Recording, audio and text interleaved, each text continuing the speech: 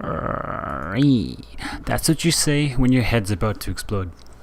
Ever get so overwhelmed and stressed you just sit there thinking about the pros and the cons of every decision, big or little, and it frustrates you into this bad mood that you just can't shake?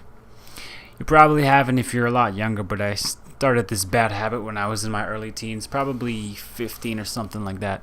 It's horrible because it drains you of all the energy you have when trying to make a big decision. And once you've thought about it too much, you're more likely to pick the easier decision because you're now tired and stressed. Let's say, for example, it's staying in the same town you've grown up in with a good paying job. But things are dull, and the other option is moving away with a relative or a friend or something like that for school, for a dream job you've always wanted. So let's say staying is option A and leaving is option B, just so we're clear and it's keep it simple. You can't overthink it too much and stress about every little detail, because when you finally do come to the conclusion you should leave, you're all tired and unmotivated to even get the boxes packed. So just, relax. Think about it. Just what does your instinct tell you? And of course it's not simple to do. You're not that fatigued from it, but it still wears you down and eventually you're going to crash.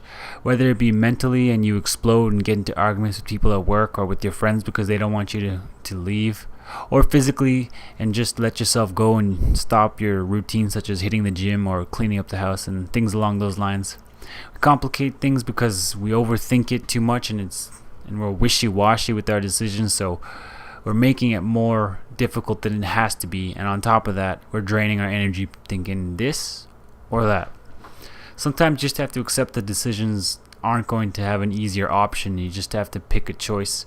For example, you think staying in the town you're in will be easier because this well-paying job that you don't mind, and you're starting to make up excuses like it'll be tough working and going to school, or moving will be hard and traveling will be dangerous, and I don't know anybody. But then you have to realize, why did you even consider option B in the first place? It's to get that dream job, right?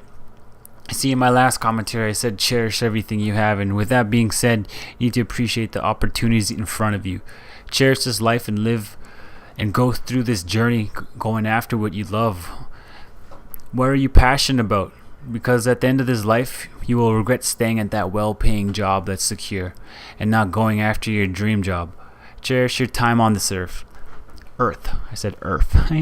Take risks and don't overcomplicate life. Make decisions if your instinct is telling you to go for it. And yes, it's good to be calculated, but don't let the difficult path stop you. It's like they say, calm waters never made a good sailor. You have to look at the struggles as if they're the storm, and about to make you a stronger sailor. And if you're a stronger sailor, you can go on a lot more adventures without having to worry about waiting for the weather to be clear. And hopefully you get what I mean by that. I'm getting all philosophical and stuff. Remember how awesome life was back when you were a little kid? Responsibility can suck, sure, but at the same time it's awesome because you're in control of your fate. Do you remember what someone asked you what you wanted to be? Your teacher probably, or your parents, friends, or your parents themselves. Maybe you wanted to be a police officer or a pro basketball player. You didn't think about the obstacles and how difficult it would be to become a pro basketball player, or how scary being a police officer was, and how difficult the training it is to become a police officer is. You didn't think about all that. You just knew you wanted to be it because you liked it. Don't disappoint the younger version of yourself and go after what you want. It's just that simple. Alright guys, hope you enjoyed, and sorry for not posting for a while. I made some live comms. You could hardly hear me over the gameplay. All I could hear is the locusts screaming as I popped their heads, and you couldn't even hear me. I sound like a whisper in the background. It's a little disappointing because they were actually pretty funny, some of my reactions to things, and yeah, they were good commentaries, or live comms I should say, but I totally got screwed over.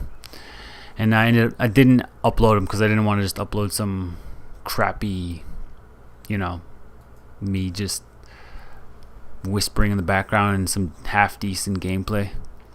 But yeah, sorry I haven't posted for a while is what I'm trying to say.